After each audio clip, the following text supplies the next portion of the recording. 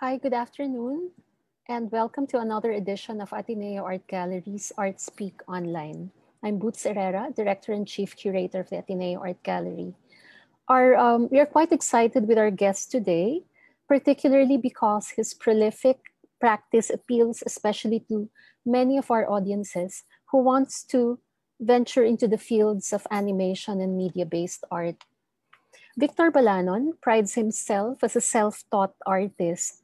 He initially began studies in dental medicine, but eventually decided to pursue his interest in art. It would be interesting to hear how that shift happened. No?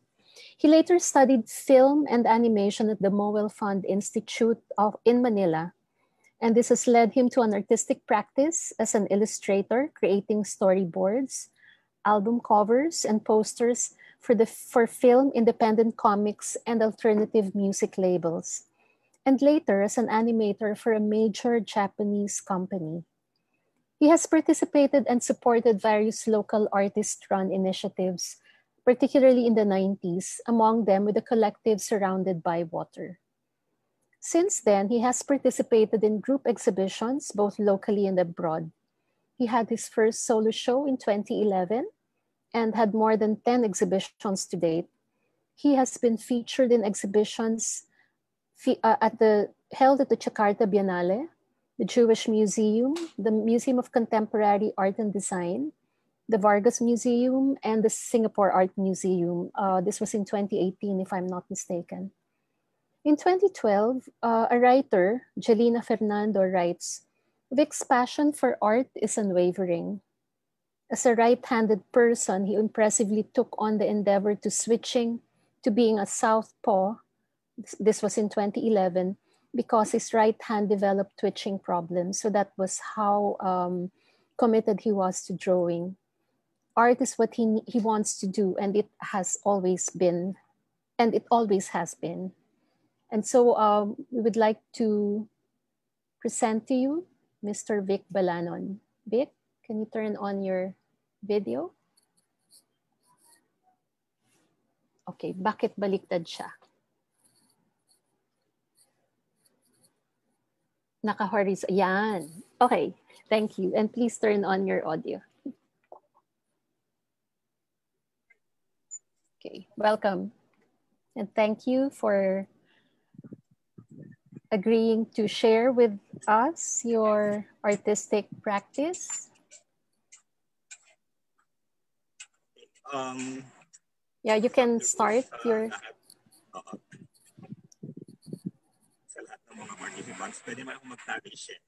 Yes, yes, of course. So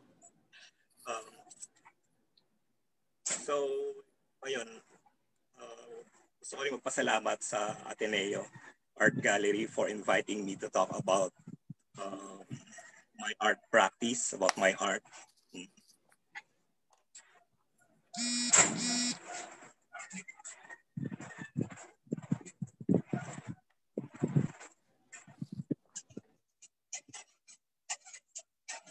So, good afternoon sa lahat ng participants. No? And I don't usually have these Zoom webinars. So medyo parang this is only my third time. So bear with me. Bear with me. Usually I give talks naman, but usually it's my presence, andun yung presence nyo. So even though hindi ko kayo nakikita, alam ko naman na virtually andyan kayo. I wish that you are all well despite sa mga sunod-sunod na nangyari this year.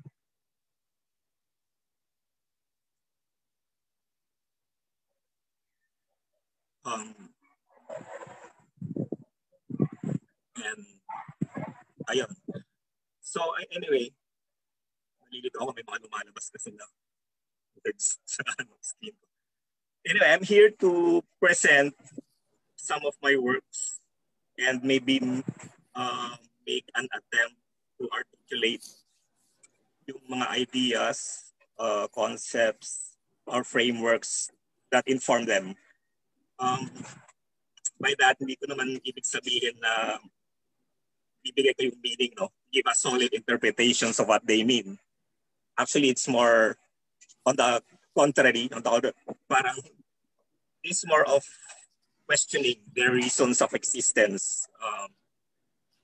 Siguro ito examine din yung mga generative processes, kung paano sila nagawa, how and why they are produced, and yung result nila, yung formal na eventuality nila, kung nagpo-provide ba sila talaga ng sensible na presentation sa mga aggregate of things na nagbigay sa kanila ng buhay, the cause of their being.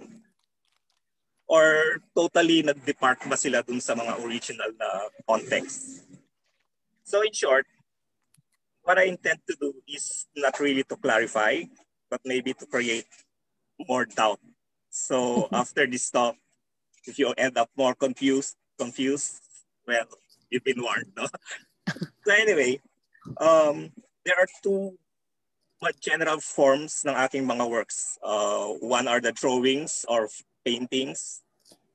Sa background. They are more figurative, photo-based. They are more series-based. And they deal with skewed narratives.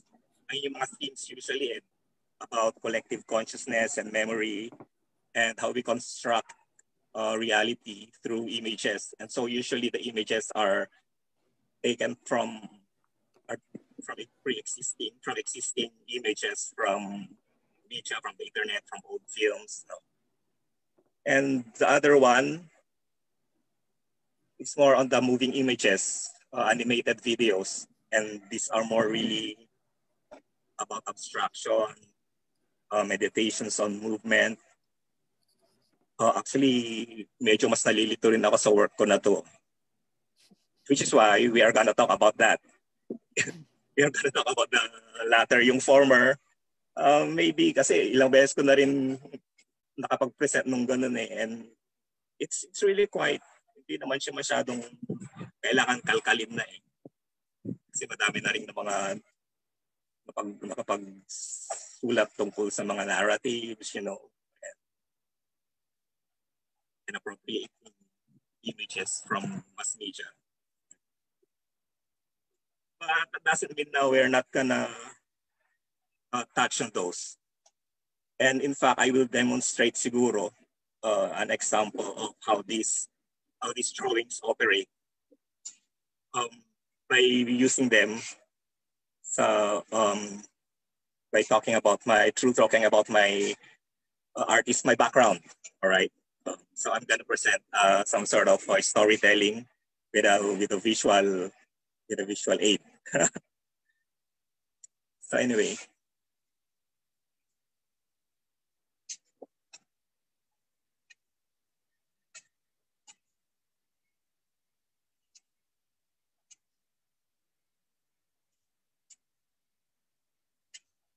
Ayan. I grew up in a provincial town, the province of course, sa La Union, and so it's a rural town. So medyo uneventful naman yung lugar. It's a working class town, ang ganun. And my childhood was typical, uneventful. Walang mga weird imaginary friends. The usual. But early on naman, medyo maliit pa lang ako. Medyo alam kong mayroon akong desire to create images. Naalala ko kasi I was able to draw first yung recognizable figure before I could start to write. So of course, during the elementary school, middle school, parang ako lagi yung parang yung artist ng class, yung lahat ng pinapadrawing, ano yung ganun. Lagi ikaw lagi yung pinapadrawing sa blackboard.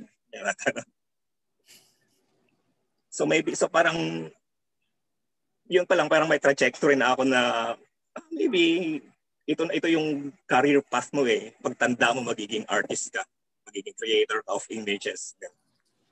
And so of course after high school, I left. I went to the city. I came here to Manila to pursue my college education. Yan. But I didn't study. I didn't go to art school. I went to medical school, dental school to be specific, because my parents were in the medical field. My father was a dentist, so parang alam mo yung typical family na susundan mo yung career ng mga magulang mo. So parang ganun ako eh. Gusto ko talagang mag-fine arts or something creative. I wanted to enroll in creative writing maybe, or maybe architecture. Hindi ko talaga gusto maging dentist, but I was, bunso kasi ako eh, so I was forced. Ikaw na yung huli eh. So I was forced to study dentistry.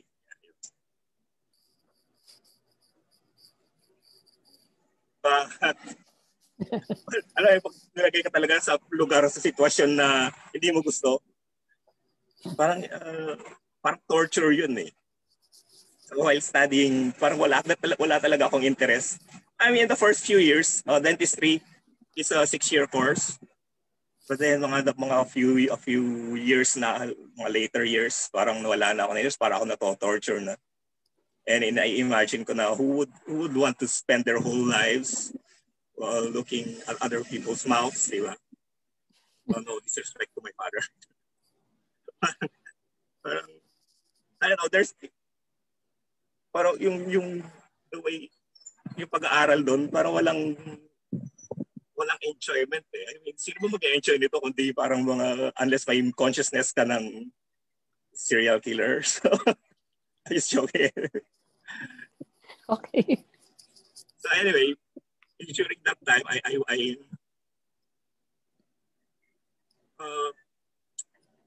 was introduced by a classmate into the underground music scene. So parang naging active ako sa underground punk scene. This was in early 90s, no? And parang may umuusbong noon na mga movements, underground music, independent film. So parang halo-halo siya eh. And sa underground music scene, na-involved din ako na parang lahat dati may banda. Parang ngayon pa rin naman. Pero dati mas wala kaming talent. Basta, buo tayo ng banda eh, parang ganun. But at the same time, yung we can call it maybe a semi-movement. Kasi hindi lang kami gumagawa ng music eh. It's a whole culture. Doon din ako natuto ng gumawa ng fanzines, ng scenes. Mag-illustrate, I mean, but there's this whole aesthetic na parang DIY, self-reliant, kayo lang yung nagpapalitan, hindi kayo masyadong, medyo may pagka-anti-establishment eh, kasi hindi naman kayo, you don't really care about them, yung mainstream culture. So it's like a semi-anarchic utopia, na parang pwede kayong autonomously, maybe semi-autonomously, pwede kayong mag-exist. Or you create your own music, you exchange yung fanzines nyo, you Xerox lang, you can sell it at a very low price, pero you can also trade it. But it was really a chaotic scene then. There's a lot of violence. I don't know, parang means din siguro na outlet to eh. It's a youth-oriented culture. So, but anyway, I was still studying dentistry, but I was also getting involved in these other subcultures. So it was a really confusing time for me. And syempre, it's dark. Parang hindi mo alam sa ano bang gagawin ko. Am I gonna please my parents? Am I gonna do what I want? So I was really in this dark place. And yun, I experimented with substances and stuff. But ayun na, parang sa age na ganun kasi, di ba? This is my early 20s siguro. Yung existential crisis na yun eh. May purpose ba ako? Ganun, yung typical na laging iniisip. May purpose ba ako yung life ko? So, parang figuratively, I'm feeling like I'm losing it. So, alam mo naman, I know what I want, you know. Parang alam mo yung may kita mo eh. But you just don't know how to go there. So it's like a maze. But in the end, it's just a matter of standing for your beliefs, for yourself. So, nagkaroon ako ng proper perspective and maybe just to be brave a bit. So I quit dental school. Told my parents that I'm not gonna continue my studies. And so for a while I work as a freelance artist. Ayan nga yung nabanggit ni Boots kanina na I started working for independent labels. So these were years of poverty talaga. But this one summer, parang pinapauwi na ako sa province. Pero may nakita ko na parang poster ng workshop, film workshop sa Mawalfan Film Institute. So nag-enroll ako, out of a whim lang to eh. I mean, I wanted to become an artist, but maybe filmmaker yung list na yun, siguro nasa pang-5 or gusto mag-animator pero not as a filmmaker. But the workshop was on film animation, so it was okay. Pero wala akong alam sa film language, wala akong alam sa film theory. Kaya nanonood lang ako. But yung workshop sa Mawalfan doon, grabe ang ano niya eh. Intense. It's yung parang yung span of 1 week. Siguro isang sem yung matututunan mo doon. Kasi during the day, my lecturers and these are practicing filmmakers. Then sa hapon, mag-hands-on na kayo. Hawak na kayo ng film, mag-shoot na kayo. Para talaga siyang bootcamp. Bootcamp for film. Yan. So, ayun, medyo nag-shoot kami, parang ganun. Nakagawa ako actually ang requirement noon to graduate, gumagawa ka ng film. So, yung batch namin na yun is, tig-isa kami ng short film. So, yun yung siguro yung una kong work, creative work. Yung art, pwede ka sabihin siguro na art ko. It's a student work. Actually, wala akong copy ngayon nun eh. And after that, pagka-graduate yung workshop na yun, sinubukan ko rin mag-work dun sa industry, sa freelance, making storyboards. Usually, basically pre-production sa art department ng film. Pero parang hindi nag-kick in. There's something na hindi ko yung industry, that industry is, I'm not gonna badmouth the film industry, pero during that time, medyo it's a dog-eat-dog culture. Even kahit na sa independent, siguro yung structure eh. Parang hindi ko, I cannot relate to, I cannot work with it. So, hindi pa malakas yung independent ano noon, ano? Yung may independent na. Pero sobrang struggling. Oo, yan nagsisimula pa lang. And the filmmakers that you admire, they're also in that existential crisis. And they would, yun yung dati term yung na sell out. Para palagi sinasabi niyo pag nag-commercial ka, tatawain kang sell out. Pag nag-kumuha ka ng pelikula siguro sa mga major, tatawin kang sell-out. But anyway, during that time din kasi parang ito ko rin nakilala yung mga younger artists, sina Lena, sina Poklong. Kasi rumaraket din sila noon sa film eh, sa art department, diba, as production designers. So, doon ko sila nakilala na mga artists. So, but anyway, during this time, nag-start ako ng family ko. And so I have to find us something more stable. So, ayun. Wala akong mahanap na image. Sumali ako sa workforce. Pumasok ako sa animation industry.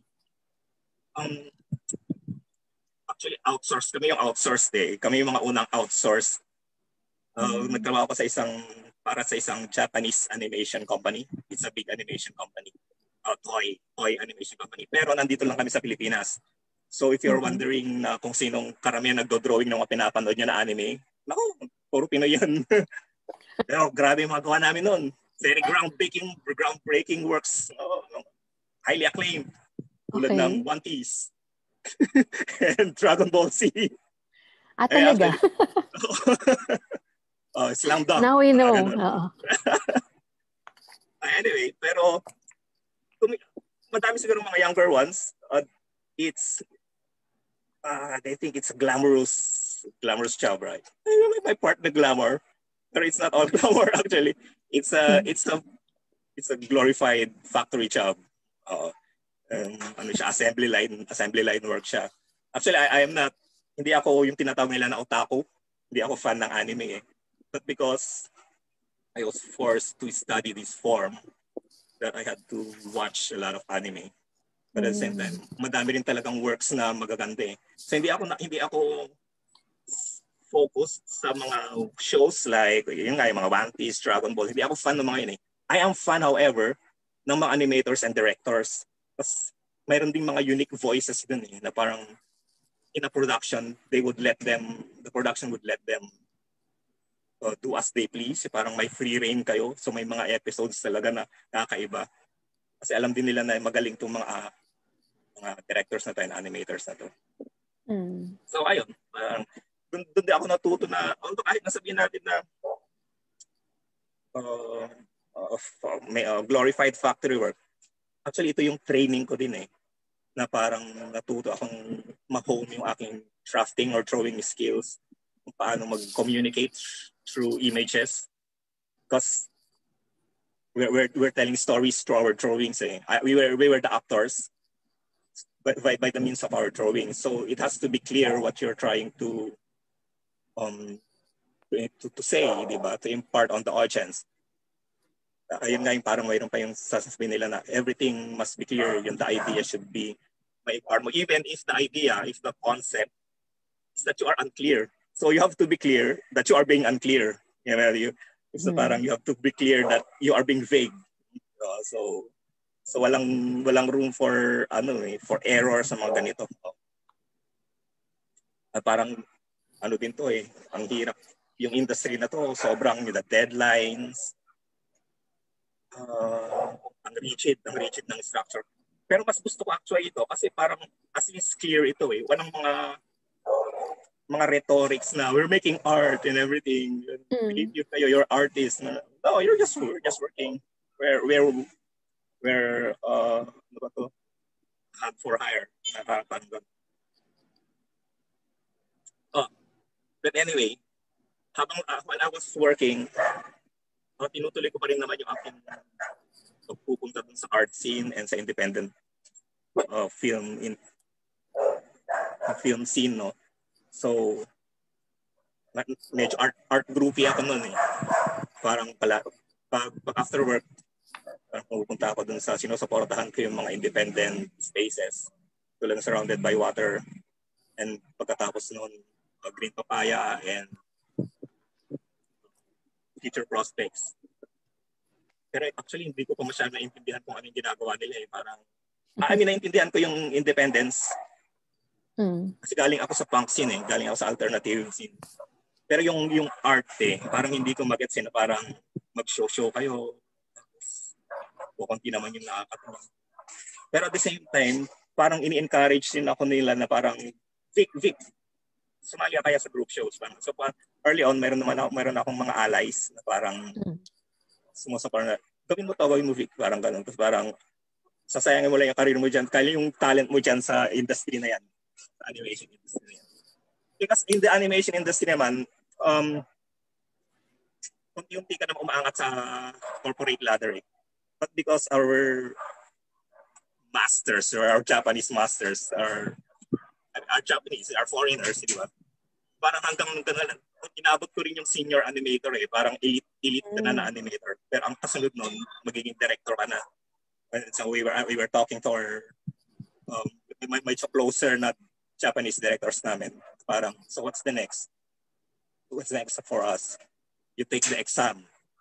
So the exam is in Japanese. So parang walang chance for you to become a director unless you learn their culture altogether.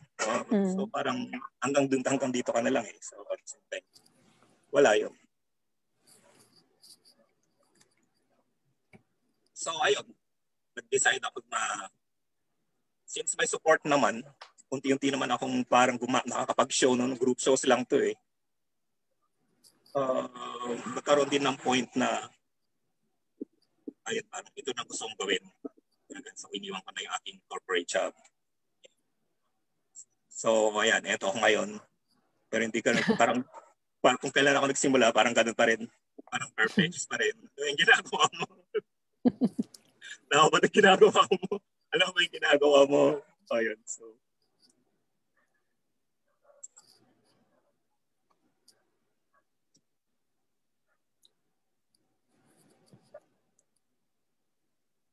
Okay. Okay, the next. So yun yung aking background. So, ayun. So hindi siya, it's not a rosy picture, not yet. It's not a rosy picture, yeah.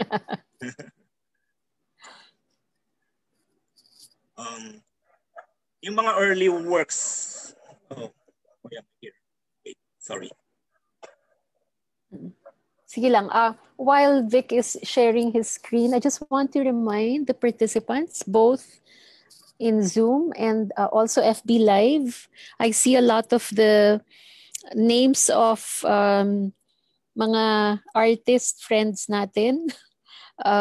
Yung mga minention mo kanina, they're actually listening sa Facebook Live. You can actually start sending your questions, no? If you have any. Just type it in sa Q&A box. Okay.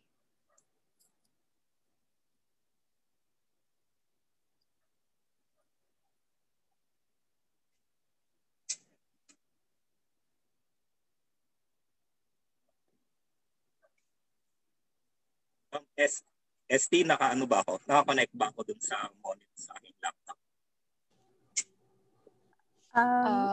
Actually, oo, naka. Opo, naka-connect. Problem ko eh, pala hindi ko nakikita yung interface sa aking laptop. That's why I cannot input yung share. Pero wala pang lumalabas. Wait. Ayun. Okay. Ibang screen. Look, naka-minimize siya.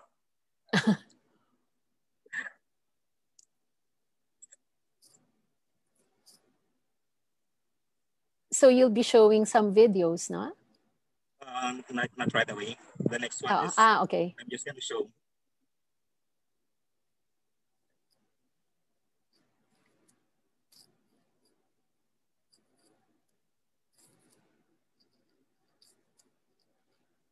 Yung aking mga early works, kasi baka madaming hindi nakalam, I was a muralist. But when I went, I would get invited to a group show. Parang wala naman akong alam gawin eh. Dahil magdo-drawing siguro ako malilit. Pero at the same time, wala naman akong time gumawa talaga ng art kasi I was working. And sa gabi lang ako nakapunta and they would invite me to. Tapos sali ako sa group show, I'm gonna do.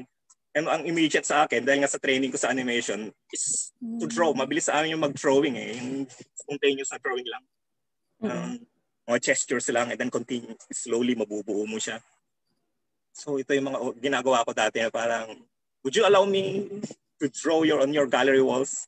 Sige. And since they are independent artist-run spaces naman, so wala masyadong ganun restrictions. So parang, talaga? You would let me do this? So I would do murals, di ba? Para it's fun.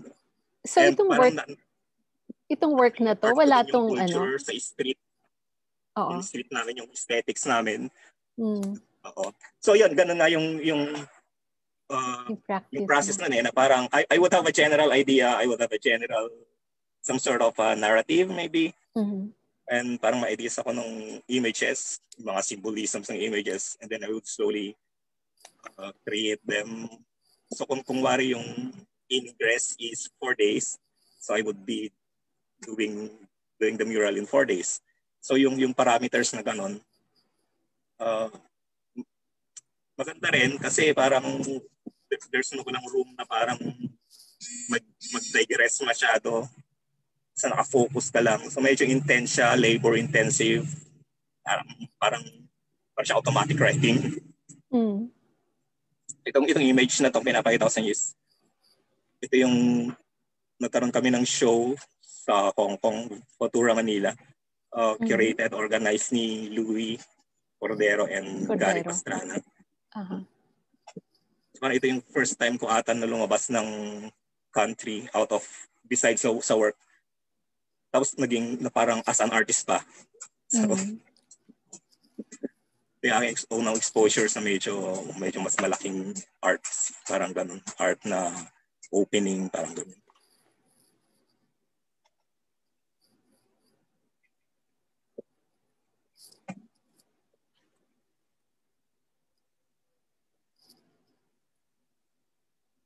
So Vic, walang walang study? Diretso lang? Walang studies. Oo.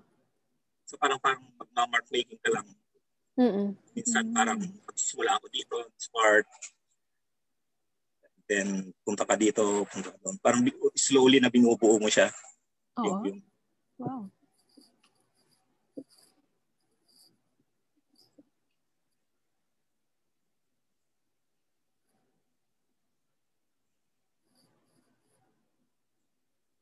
So, yun. May mga ilang series yun eh. Yung title pala ng series na yun is Manifesto Destino Bastardos. Parang gano'n. Parang Manifest Destiny of the Bastards. Parang kasi yung Manifest Destiny is ayun yung ng Americans, di ba? Yung parang justification nila to colonize. Since naging colony tayo, parang tayo yung bastards ng Americans. Parang ganun. So parang mayroon din tayong sariling manifest destiny. Pero yun yung manifest destiny ng mga bastards.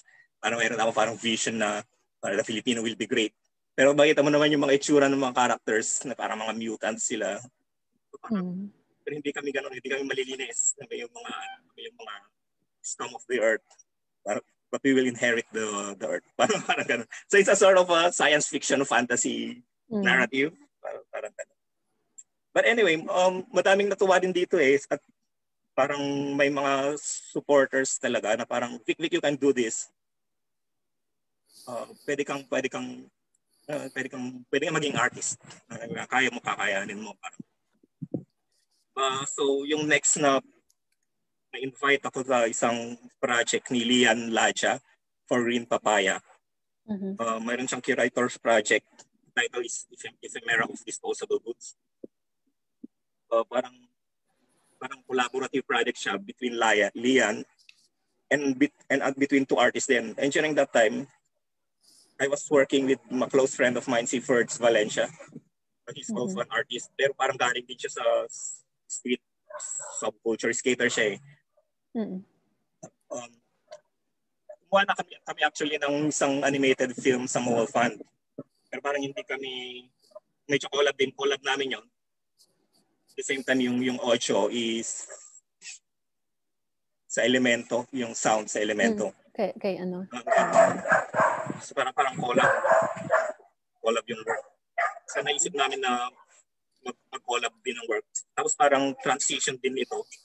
Yung mga ginagawa kong murals. Parang naisip ko na, what more could I do with these murals? I mean, yeah, it's nice that they have allowed me to paint their walls. But even that activity mismo, there's something there. There's something we could get there on that process.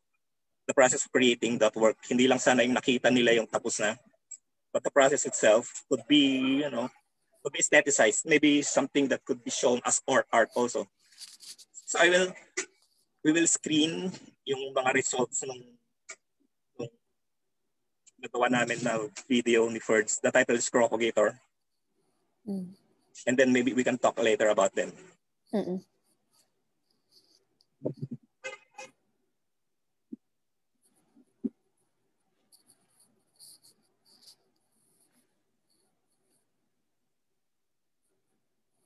So yung video na to has no sound.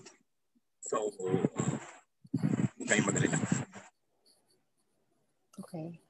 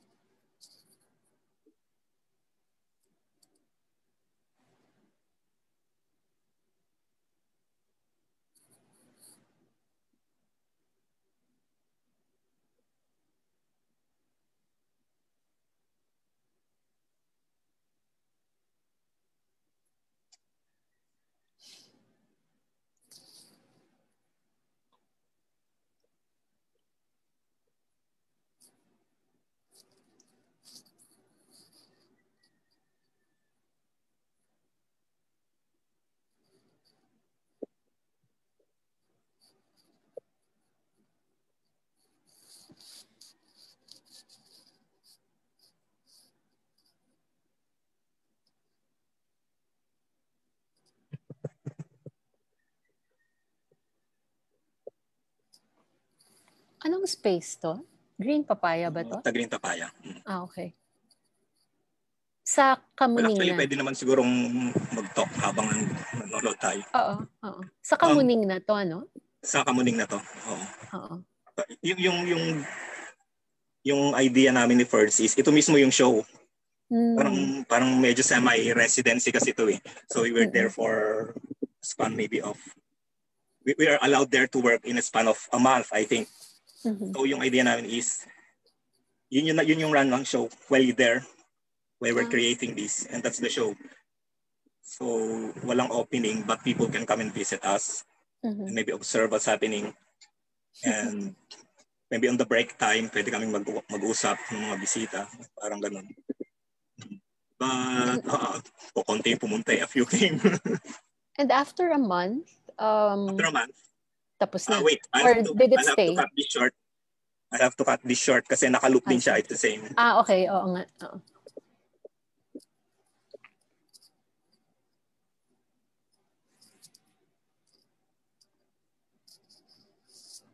Ipapakita ko mamaya yung anong nangyari after that. But before that, papakita ko rin yung, kasi tatlo tong series na ginawa namin eh. Propagator 1, Propagator 2, and Propagator 3. The first one was in Green Papaya. Yung Propagator 2, sa UP Vargas Museum, mayroong kaming group show dati. So ginawa namin ni Ferds doon sa Vargas. And itong third one, ginawa namin doon sa space ni David Griggs na Lost Space. Ito yung space ngayon kung asan yung studio ni na Lena, ni na Manuel, ni na But this was parang residency din to eh. Pinayagan kami ni David na gumawa ng. But at the same time, this project was also for the Jakarta Biennale. Yung Jakarta Biennale na pag-usapan kasi bakit yun nangyari doon. Anyway.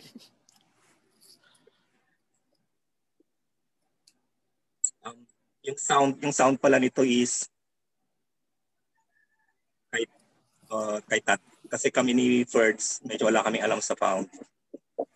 So kailangan namin umiin ng food.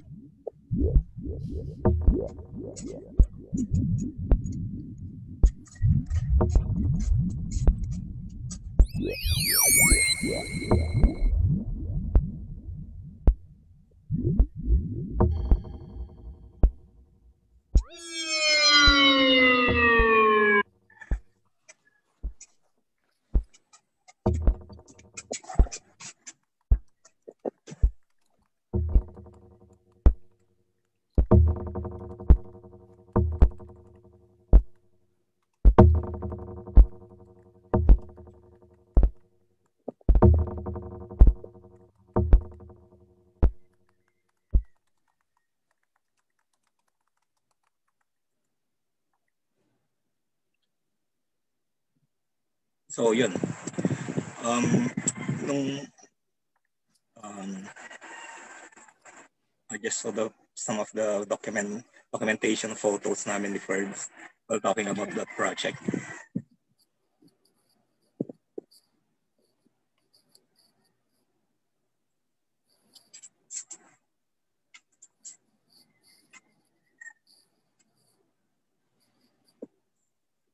So nung sinimulan namin yung project ni Ferds, we laid out a set of parameters.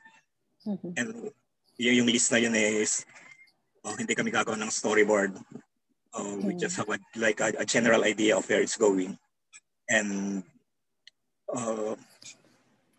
materials, kung ano lang yung readily available materials or kung ano man yung mayroon din na cheap lang, yung kaya lang namin. It doesn't have to be.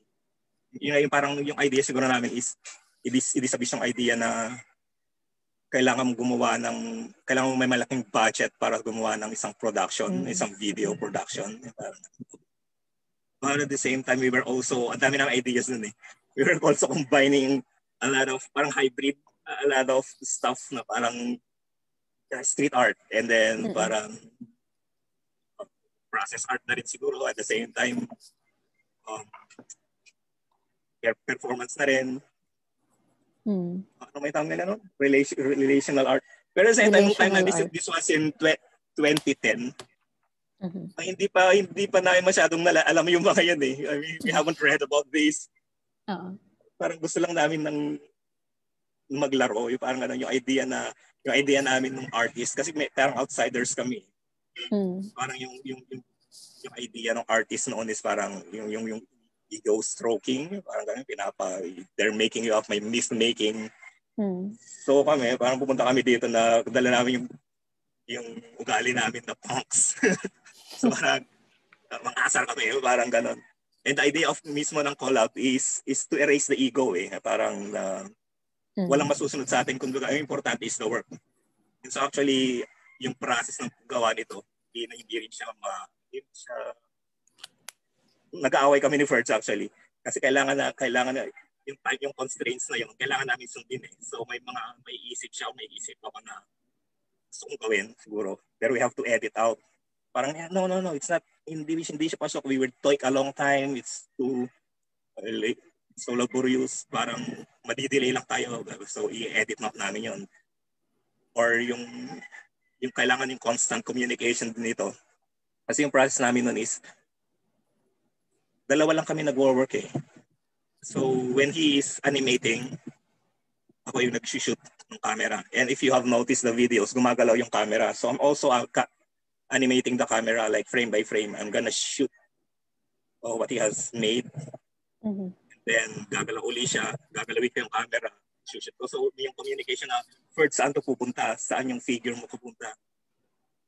Tapos minsan alam mo yung dahil nga naka-focus siya, naka-in the zone siya, hindi siya nagsasalita, parang communicate. Yung camera nagsasalita. Yung camera nagsasalita. But anyway, itong photos na to din, yung na-collect ko ng mga photos na to, medyo half collab din siya. I mean, hindi half collab. Collab din siya kasi may mga dumating na friends who are taking photos. Pero kasi kami noon, hindi kami nakapag-document eh. Kasi isa lang yung camera ko na parang isang cheap na digital camera pa. Wala pa kaming DSLR noon. So wala kaming second camera to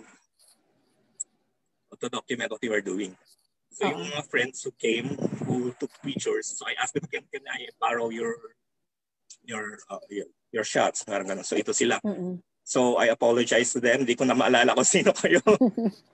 Thank you na lang. Mag-thank you na Thank lang. you na lang. Pero actually itong photo na to, ito na yung last day. So the last day is the sort of the opening day. So kung makikita mo, ito yung parang showroom ba or yung saan? Ito yung gallery space ng Green Papaya. So ito yung gumawa rin kami ng parang installation, which is actually the result of the work of the things we have shot. So parang ito yung mga remnants or the materials that we have used. So nilagay din namin siyan as some sort of as an installation.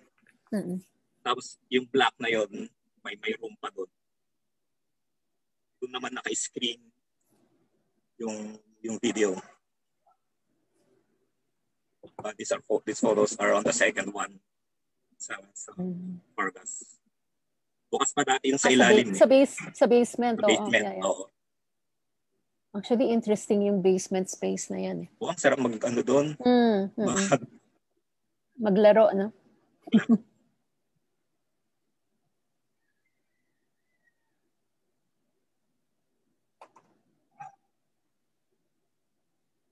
Yung mga sheet ng materials na. And kung mapapansin nyo, parang yung motif ng Running Man, palagi siyang lumalabas sa work. Dito ata yung unang simula eh. So, I would talk about that later. Pero ito yung I was going to ask you about that. Sa kabila.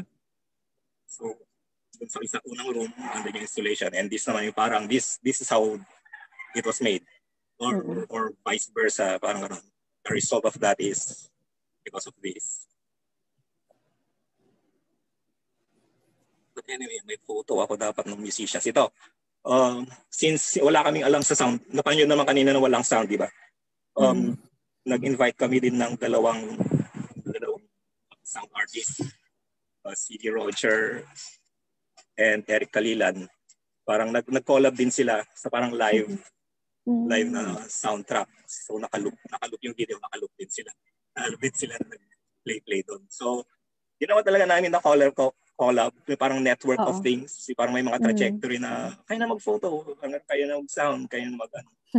So it's not just us. So yung pinalabas ko, parang kulang yun eh. Hindi yun actually yung boom work. Yung boom work is yung medyo tawagin na rin natin yung community friends who came together to help. Vic, yung musicians ba, did they view the video first before the actual, yung... They just went there and then pinapanood nila. Oo, wow. Parang same very sa impromptu. Kinakapanin nila yung galing. Sound. Ito yung Running Man.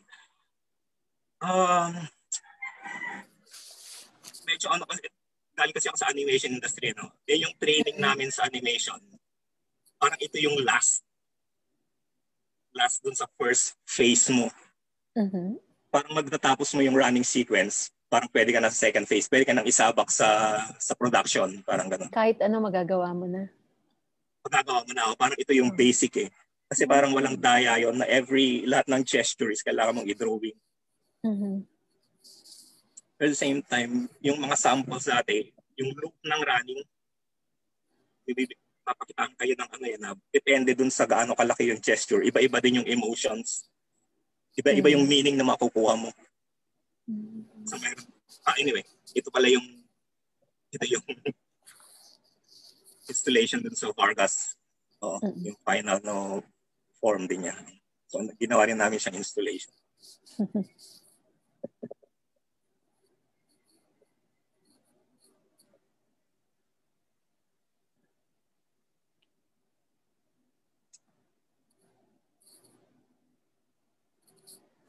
Saan ba kanina? Yun, yung running man na yun. Hindi ko rin actually alam kung kung mayroon ba siyang meaning para sa akin. Pwede naman madali namang lagyan ng gawan ng meaning. meaning. Pero sa akin kasi parang naging habit siya. Parang yung palagi yung kailangan mong gawin running na yun.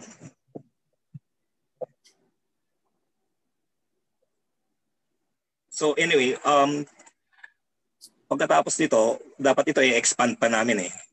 Na parang baka pwedeng maging team na kami ng animators who's gonna be working together with the musicians na. But si Ferds kasi, nagkaroon siya ng health problems. He suffered multiple strokes. So ngayon, medyo nakakalungkot ngayon nangyari din sa kanya. Hindi niya natuloy yung pagkagawa niya. Kasi ngayon hindi na siya makagawa eh. He's incapable of working, of doing work. Oh yeah, I remember meron ako nakita mga posts so ano. So I showed this also as a part homage to First.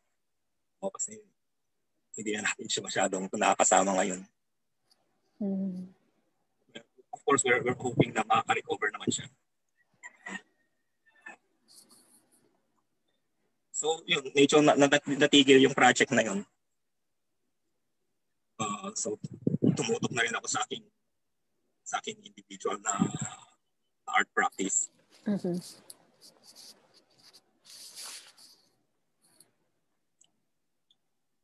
And at that time I was working with appropriating images.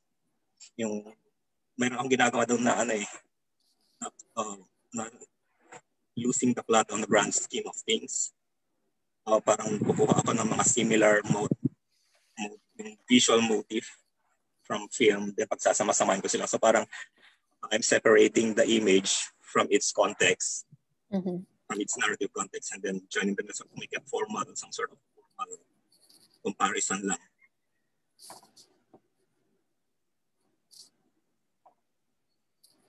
Ito yung mga samples nun.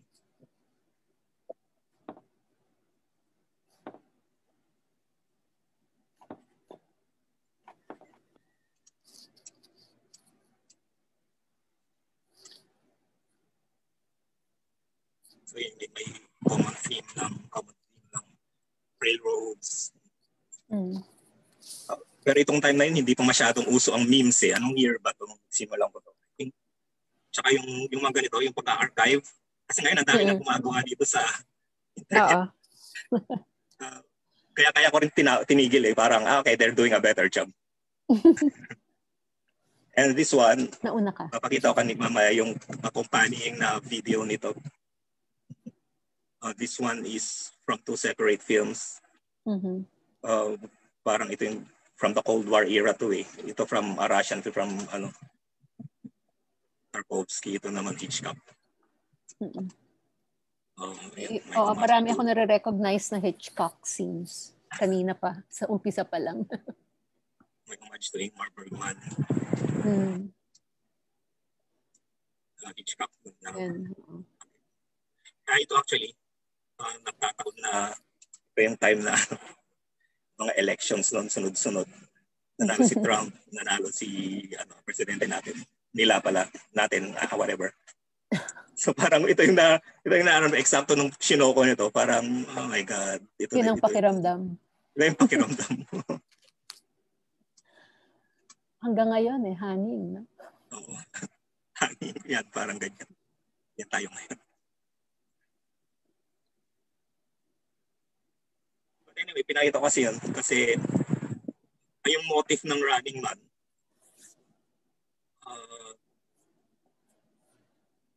ginawa ko ulit as part of that series. Yung video na to is Running Man ulit. The Chase.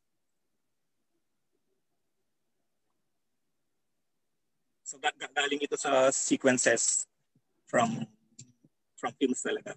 And the process here is, it's called rotoscoping. Parang kokopyahin mo frame by frame yung image. So the one on the left, si Santa Claus. And the one on the right, is a businessman. Yun yung nakikita natin. Pero yung ang ganda nga kasi nag-iba yung narrative nung tinanggal mo na sila sa pinagkuhanan mo, mag-iiba talaga eh. Chosen mo lang sila. So, ganun din talaga pala mag-operate ang images. Na parang depende kung ano yung tatabi niya, kung ano sinakstapose mo. Mag-iiba siya ng meaning. Pero yung actual nito, yung left is from the film French Connection. Si police actually yung Santa Claus na yan. This guy's as a cop. So may chine-change siya na criminal. And the one on the right is from this Tarantino film, Reservoir Dogs. Criminal yan. Yung hawak niya actually, ninakaw nila. Andun yung cash. Kasi si Mr. Orange mo, I forgot his name, Steve Buscemi. So, ano ginagawa ko to actually, parang mag-grow siya dapat Padagdag siya. Maghahanap pa ako ng tumatak na ganyan. Tapos si Jojox na post ko din siya. Depende kung ano yung result na siya ba yung nag-chase or siya yung chine-chase. Kasi ito nakakatawa na itong context na to na parang yung Santa Claus chine-chase yung businessman. Pero at the same time naman, kung kukunin natin dun sa original na context, which is the Santa Claus is a cop and the one in the business is a criminal. So, naging true to the form pa rin dito. But anyway, hindi natuloy nga to kasi yung ganun, yung time na yun, ang dami na rin gumagawa ng ganyan sa internet. Parang, usually ganun ako parang pag someone's doing something that I have thought of and they're doing a better job, I mean, there's no need for me to continue that. Unless siguro, ano pang kaya kong twist na gawin ko.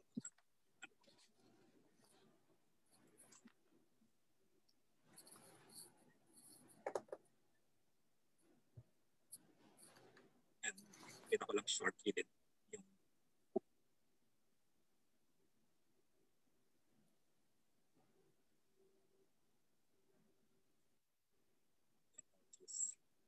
Yung kaninang drawings. Tsaka,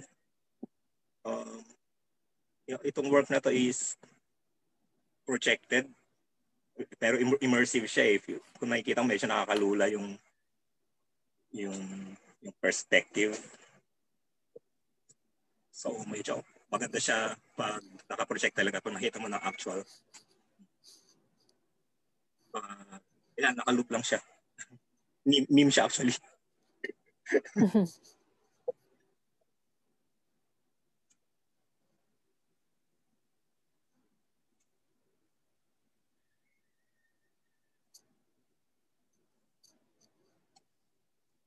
So anyway, kung may questions na siguro ka ngayon. Plus the next few videos I'm gonna show, hindi ko alam kung paano siya i-articulate because they're fairly recent. So maybe we can wala pang masyadong distance. Kasi ngayon medyo nalilito rin ako. Bakit ba? Ba't ko ginagawa itong mga to? I can read. There's one question from Migs Camacho. Tanong ni Migs, what made you decide to use black and white in your works?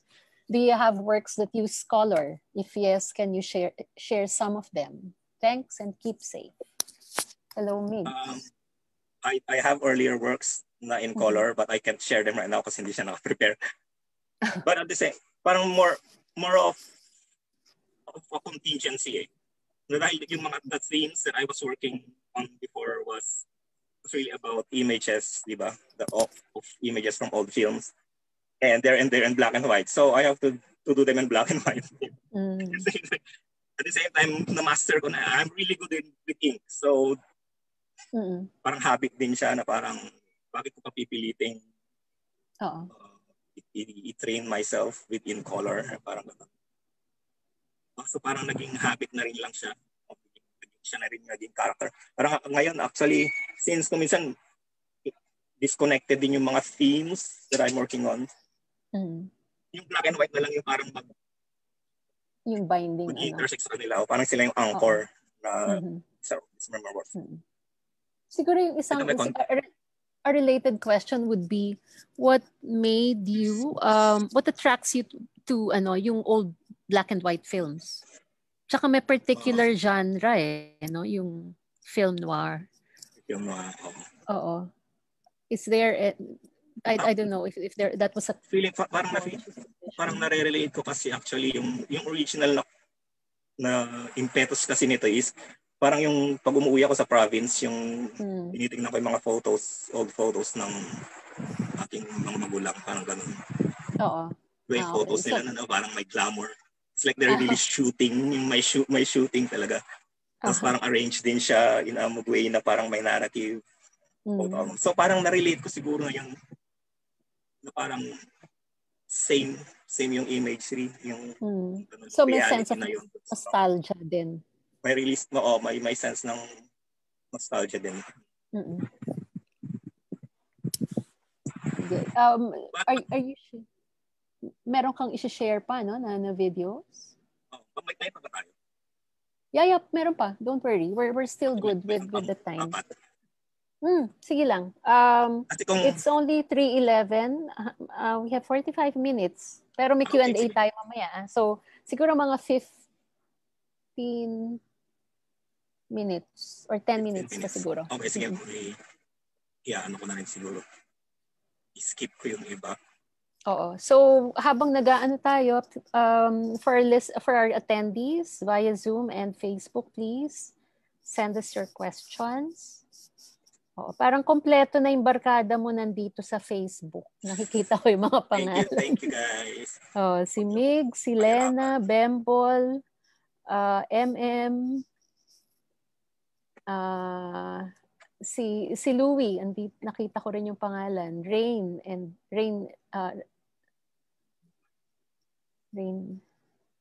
and then actually yung chase na yun, yung tumatakbo is from a group show na curated ni Gary. Ghost Chase, kasapos si Bembol yun, tsaka si Rain. Alvin Safra also. Okay.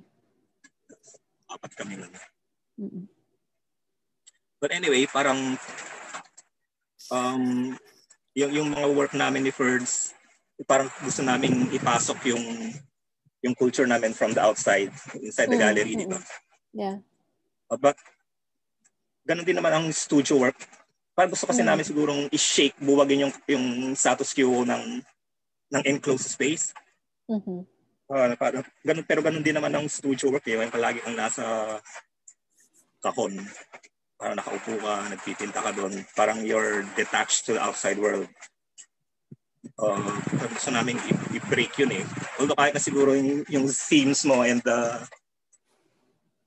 things you're reacting to are from the outside, you're still making it inside your studio, di ba?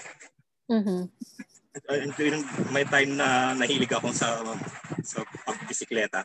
And one of the reasons din siguro is dahil sa dysfunction sa city living, specifically yung traffic. How we move to the city, yung structures natin is hindi maganda, so something's not working, di ba? So habang nagbabike ako, parang medyo kailangan mong maghanap ng ng logic para makasurvive ka. Ang chaotic niya, pero kailangan mong maghanap yung logic niya. So parang nakikita ko yung mga structures, parang ganun. Nahihinahil ko na. Ito yung these are readily available materials, di ba? Na pwede kong gawing art, pwede kong i-aestheticize. So, mayroong technique in animation na ang tawag is hyperlapse, where we're shooting. It's masyado siyang technical. Pero mag-shoot ka ng similar objects. So, nag-shoot lang ako, nag-shoot frame by frame. Okay, so siguro panoorin natin yung unang project na nagawa ko dito. And para hindi na lang tayo mag-waste ng time, maybe I can talk while you're watching it. Sige.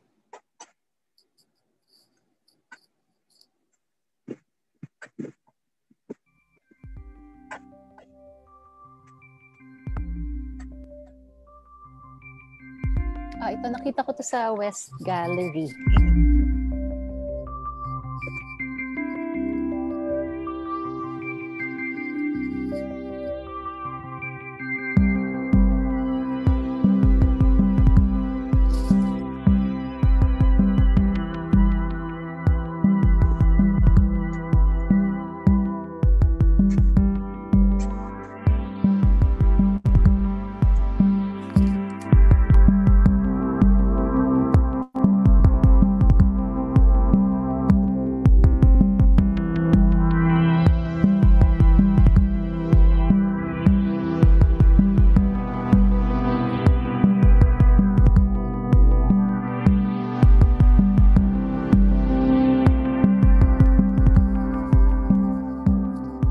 So, ayun. So, anyway,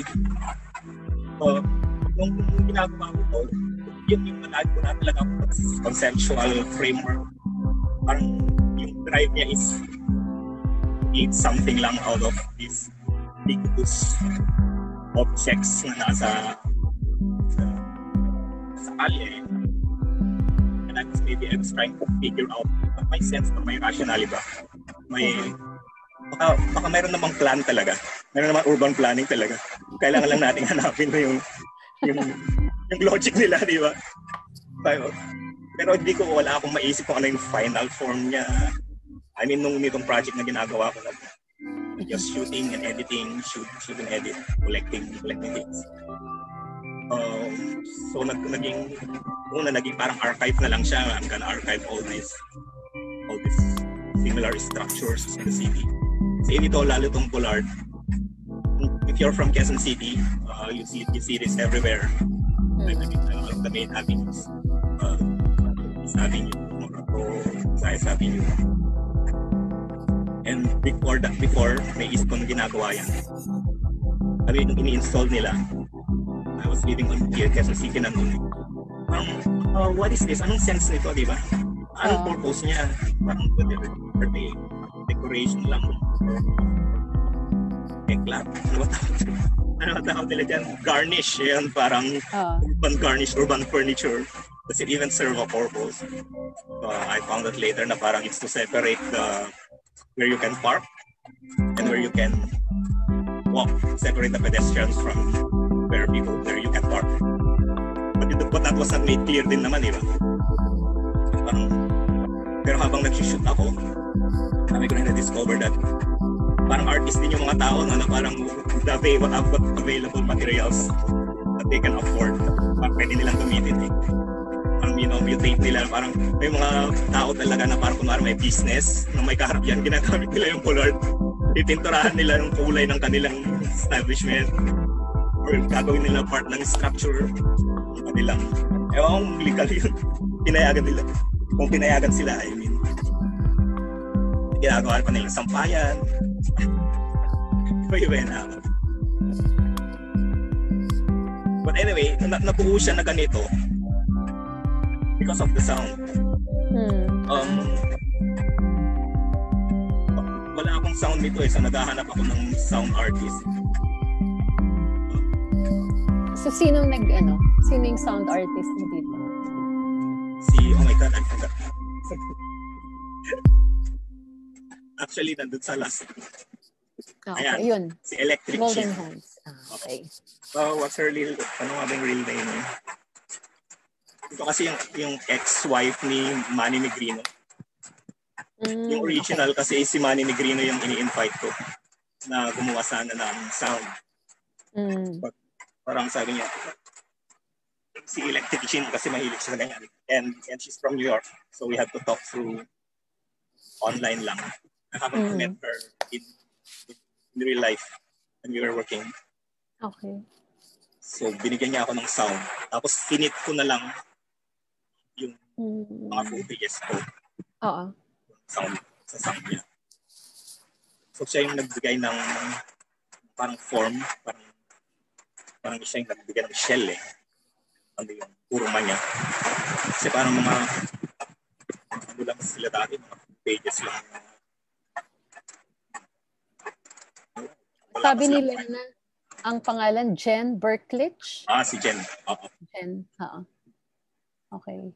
Ayan, di ba? Ang dami mong So parang half work namin ito. May copy rin siya. Ito yung actually yung official, ayaw ko kung ginawa niya official video. Ito yung video ng kanyang, yun yung single na yun.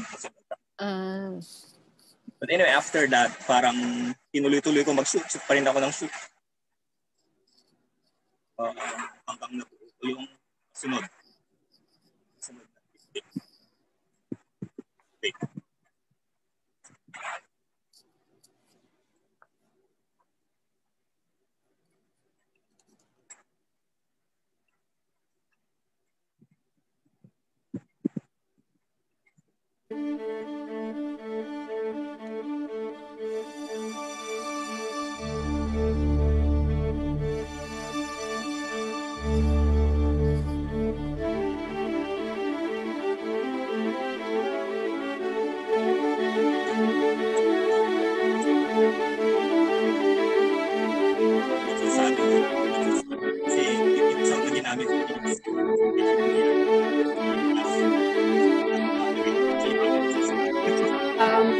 medyo maano. Later na lang. Let's just watch it first. Mahina.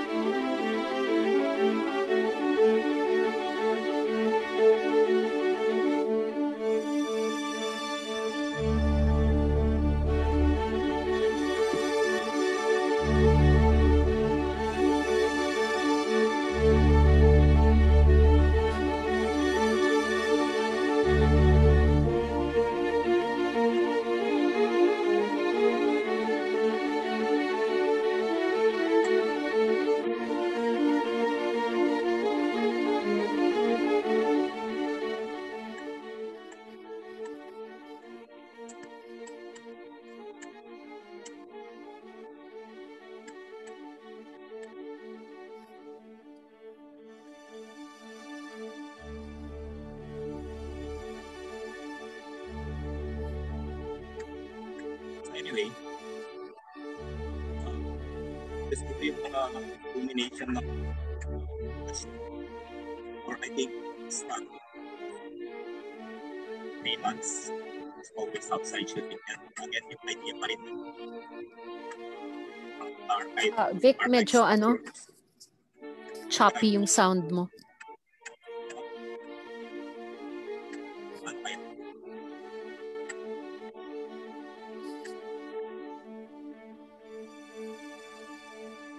But off ko yung sound.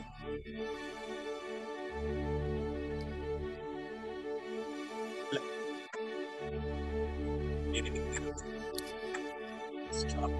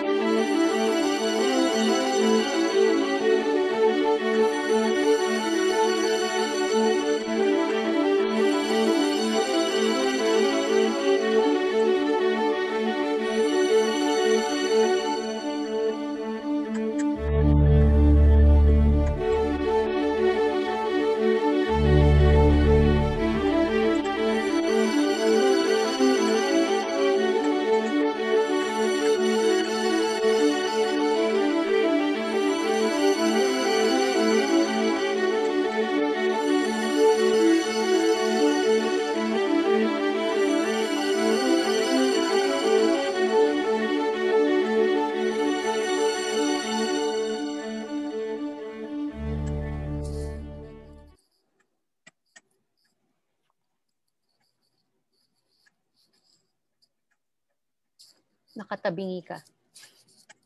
Ayan. Okay. Sige. Nagtarangal pa rin. Kaya. Medyo eh.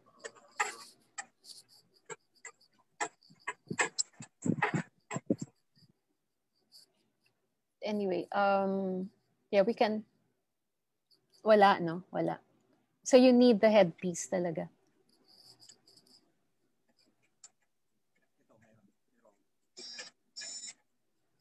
Mahina yung audio mo, yung sound. Ayan. Pero parang pa rin siya, no? Medyo. But, oo. Hindi ko alam if it's your connection or... But anyway, let's go to some of the questions. We have some comments and questions here. Well, there's a question from Diane Ginto. I'm not sure how you would answer this, and you're still at a very young age, no? How many pieces of art are produced by artists in a lifetime? Nabasa ko na actually. I can't answer that. I don't know. Kasi di ba yung the old masters, may mga old masters na Sino ba yun yung 10 lang ata yung painting niya? Oo.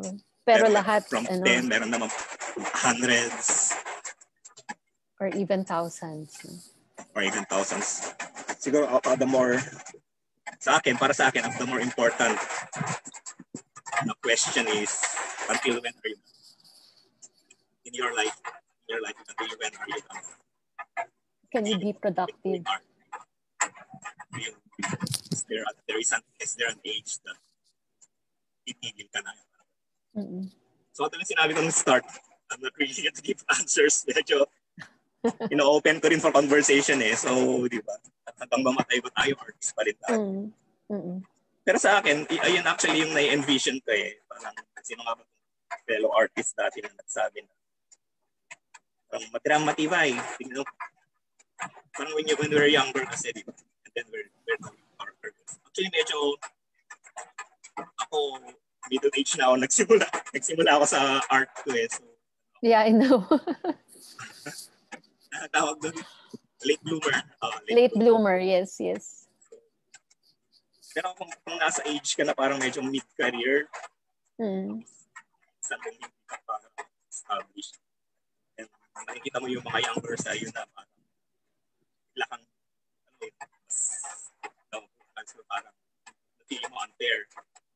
So kung minsan pag nagkwentuhan ng mga older artists, usapan na yung ganon, parang hindi fair. Parang ganon. Pero parang may nag-comment sa akin dati na, Vic, tagal na tayong gumagawa nito. Kira matibay lang yan. Yan natin after a few years kung sino pa rin yung gumagawa ng art. So yun, parang yun talaga. Ano na yun. Ito yung purpose mo talaga.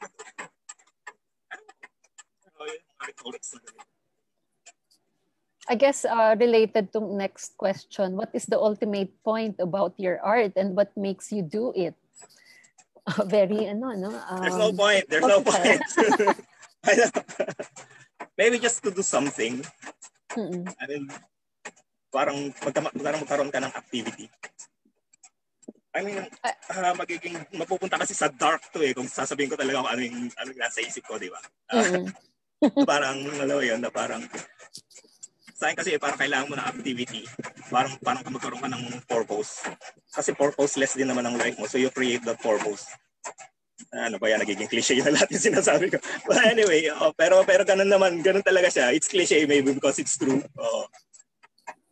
But to me, it's more of that activity of being able to discover things. I like to think it as you're thinking with hands. While you're working, you're discovering things. Pero I think what you mentioned earlier during the at the early start of your presentation, how parang you realized that dentistry was not for you. You started questioning the direction. I think that's an important phase, no? An important point for especially for young artists, young people, no, who are still thinking of the directions they're going to take. Because it's for you, it's not as if you immediately decided on it, no. You spent some time sa dentistry. So, yung isang tanong ko, being a self-taught artist, do you think that has to do with kasi yung spontaneity ng process mo, do you think that's a factor? The way you work, your mode of creating. I think so. Kasi I'm coming from a different place din. Hindi ako walang nag-mentor sa'yo ng early on eh. This is how it's supposed to do. So parang searching din ko rin ng paano ba gawin ito, di ba? Parang yung process na yun, na-discover ko din lang. Pero ngayon hindi naman, I'm no longer innocent, di ba? Parang kung ano lang yung mga dala ko na gano'n, ano na yan eh, naging habit. Pero at the same time, sabi nga nila, huwag mong papatulan yung habit mo. So parang, sabi ng mga modernists, mga idol sa atin, na parang kung anong komportable ka, huwag yan dapat ang gawin mo, eh, parang gano'n. parang counterintuitive siya di ba? Parang, so kung minsan, sinusubukan kong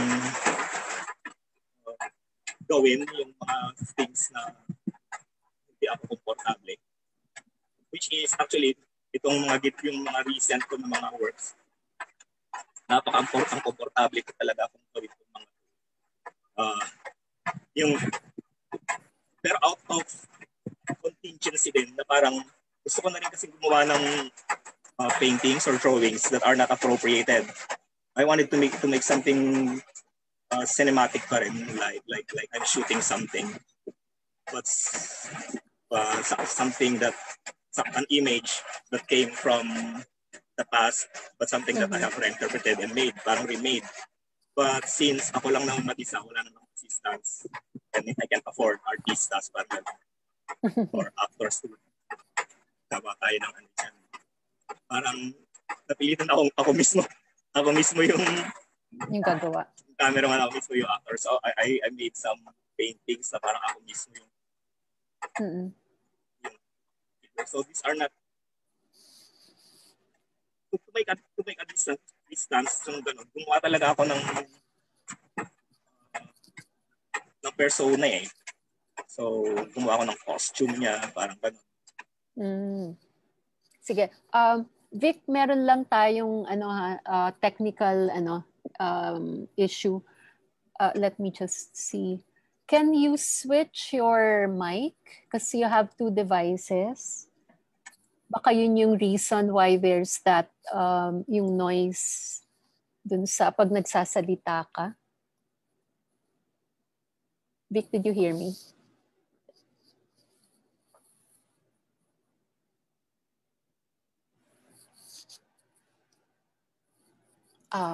Nawala siya.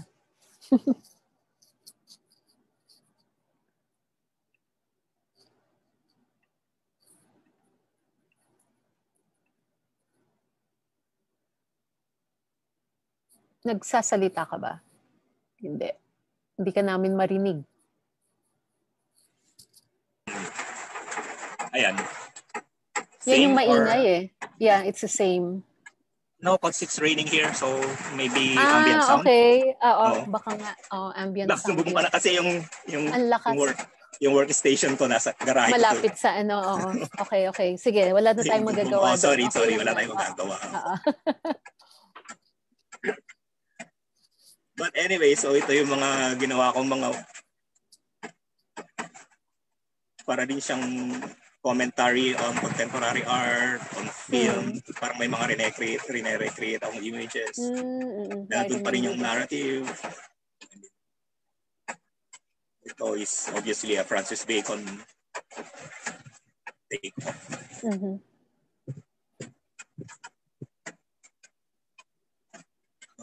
Tama ba?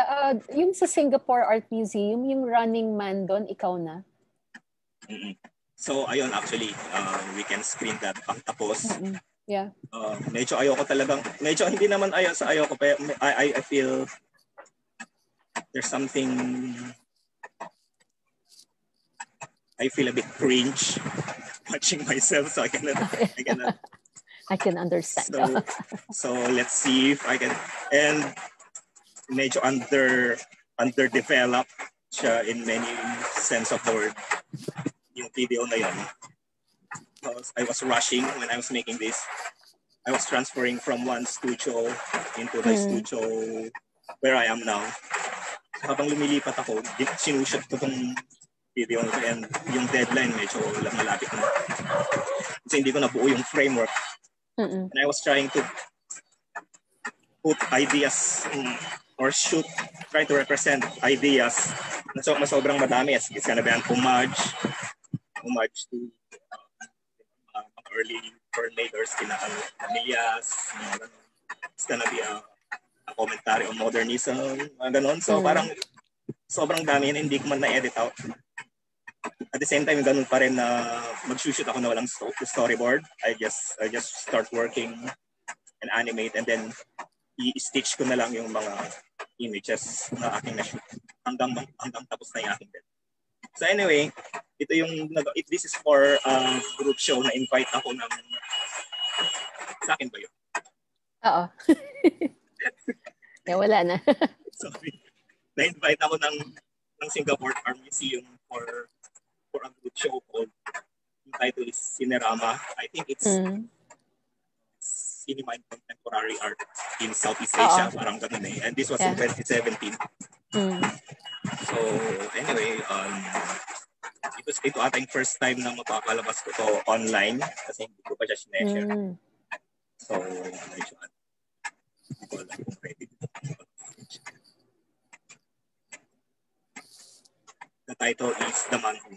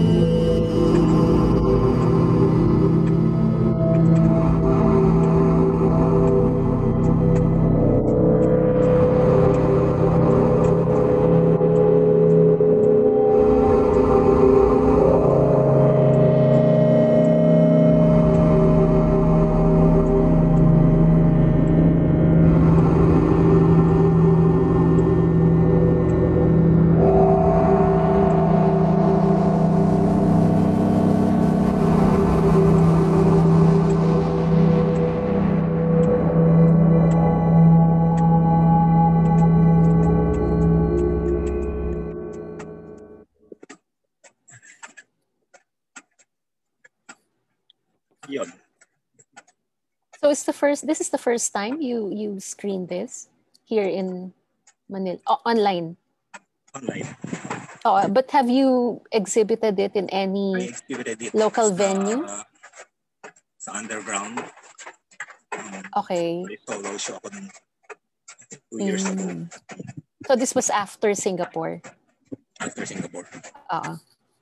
Sige. Yeah, I'm actually reading an article that Karina Santos wrote about that exhibition sa Singapore. Interesting yung well, actually much of the marami dun sa text are quotes from you. And you noted that the film, the video is an interplay between abstraction and figuration in moving image. Is that still the direction that you think you will be following? Yes. Oo. Yeah, So marami pang dami pang pero yun nga parang medyo kaya din sobrang confusing siya. Kasi these are totally separate poles. Paano mo siya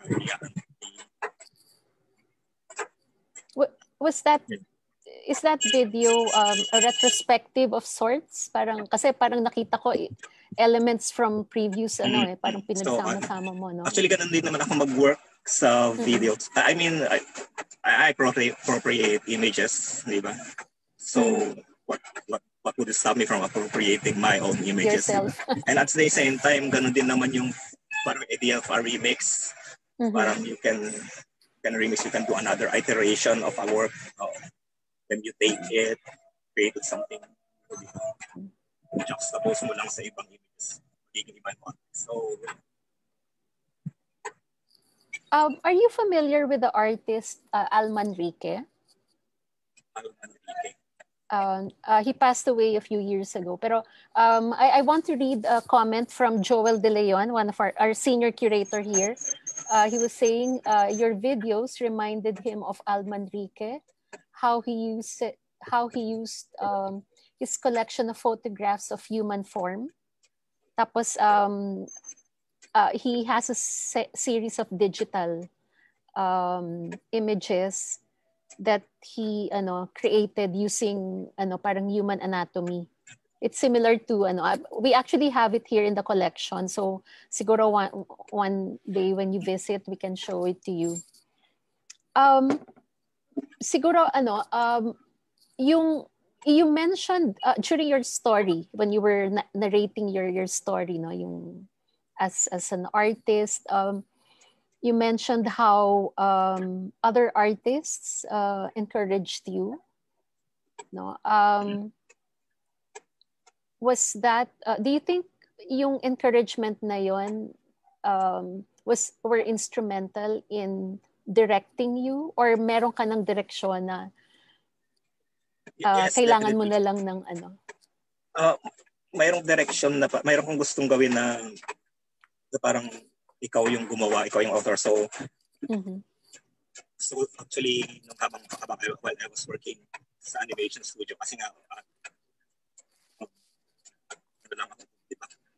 hindi naman ganun ka-creative yung work. So ang iniisip ko nun is gusto kong maging graphic novelist. Graphic novel. So nasa list, kaya hanggang ngayon gumagawa pa rin ako ng mga scenes. So part actually ng concept or framework ng mga drawings ko na series is that they will be on a later date. They've been completed, diba? So para siyang graphic novel na parang hindi siya straightly linear na novel. But the images ang so dahan-dahan na nabubuo naman yun. Tapos pangalawa is maging animation filmmaker. Pero ang hirap din. Ang hirap din palang gawin. Ano ba? Siguro filmmaker, live na filmmaker, pero medyo ano na yun. Siguro pang-apat lang yung magiging, yun yung artist, yung contemporary artist. Pero andun kasi rin yung support. So tapos at the same time, yung mga forms na mga gusto kong gawin, like graphic novel form, animation. Pwede ko namang dalhin. Parang yung ginawa namin the first na itong culture na to pwede mo naman dalhin sa contemporary art, di ba? Which is sa ngayon, madami nang gumagawa, di ba? Oo. Parang mayroon ng tawag doon.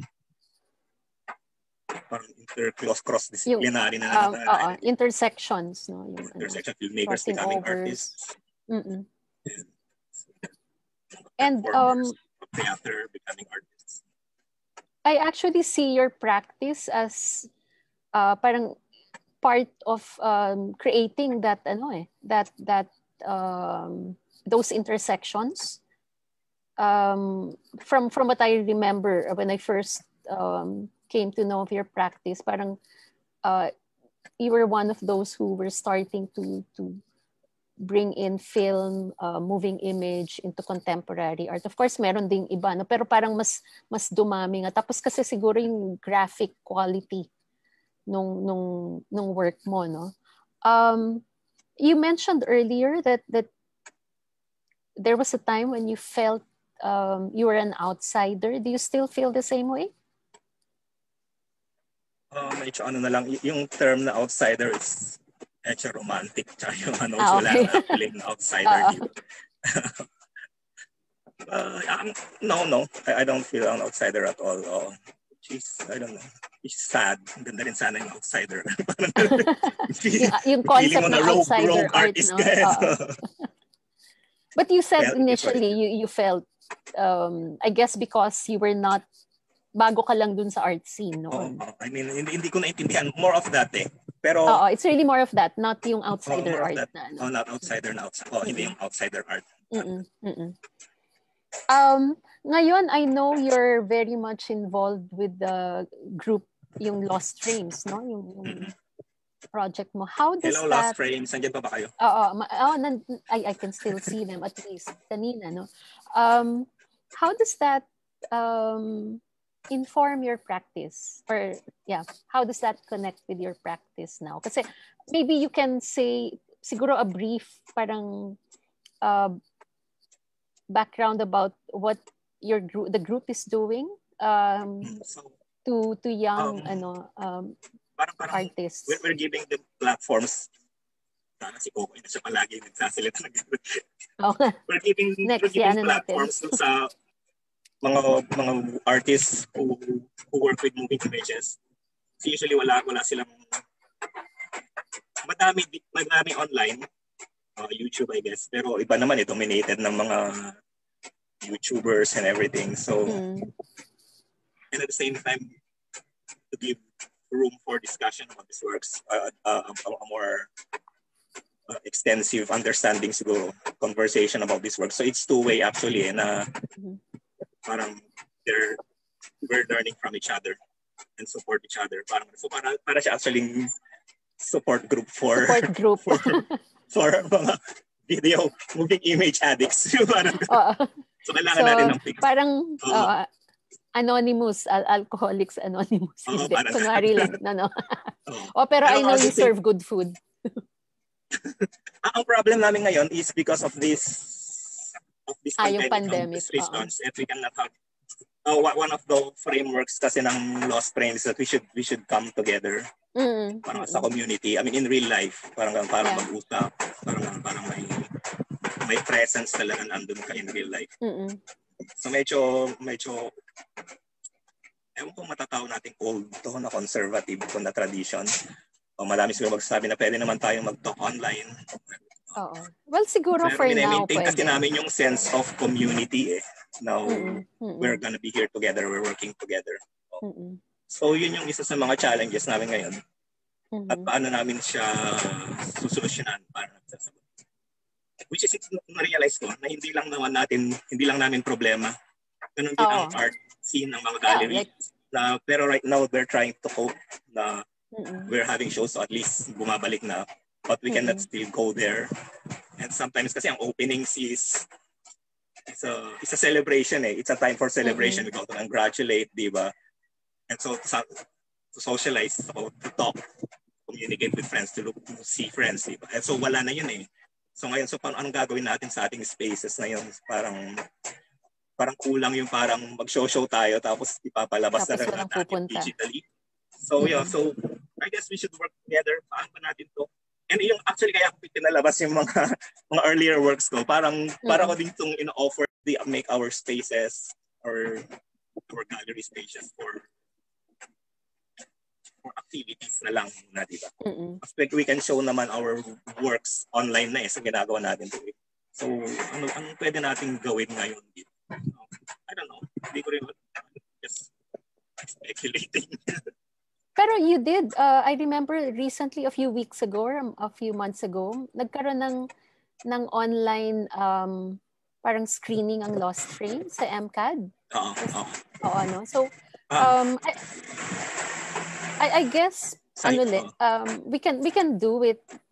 Ngayon kasi yun yung feasible na na mode of interaction. But I'm sure eventually after 2 years, who knows? Pwede na. Sana, no? Oo. 1 year, medyo yun. That's too optimistic. Pero, but I guess for small programs or get together, and then you can do a Zoom na nandun kayo, and then with maybe you can explore the possibilities. Medyo nasanay kami kasi sa parang tulad nito ngayon, di ba? Yung Zoom, ang dami kong so medyo bobo kami sa technology. Or hindi naman sa bobo kami sa technology, we're just too old to learn it pa, dadagdagan pa. We just spend our time conceptualizing our works. Or rather than pag-aaralan ko itong software na to. But kaya naman aralin ito. Konting, well, I felt the same way. Yung mga mas younger, tulungan nyo kami. Yeah, you can do that. You can ask them to parang get together with you tapos explore yung possibilities ng Zoom. Baka nga may magawa kayo a creative work through a Zoom session, 'di ba? With among yourselves, and then so you can record the output of this one. Chat. So teka, let me check with okay, I just want to read some comments. They a listener through Facebook wrote this. I think it was when you were talking about how you were animating the Running Man. Same animation method used in AHA's Take on Me music video. Nahahalata ang nade-date tayo ngayon, no? Pero 'di ba medyo bumabalik din sila. And then from Lena, I think she wrote this much earlier. Ayos sa visuals. Naalala ko tuloy yung kanta ng Little Shop of Horrors, Don't Be a Dentist. Yeah.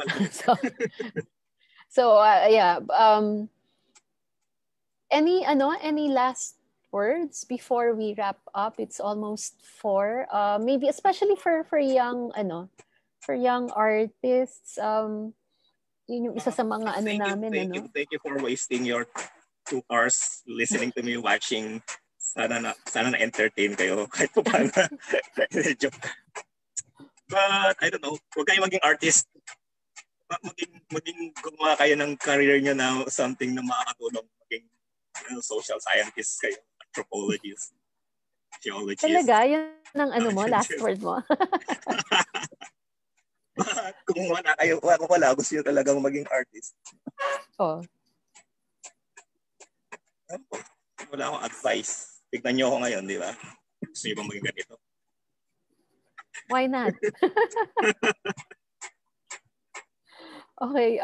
So on that note, we'd like to, well, actually, in relation to, again, Lost Frames, I know we've featured some of, I remember we had a session here, no? Sa Ateneo Art Gallery, yung Lost Frames. So if you want to do a screening of works, diba? We can arrange that.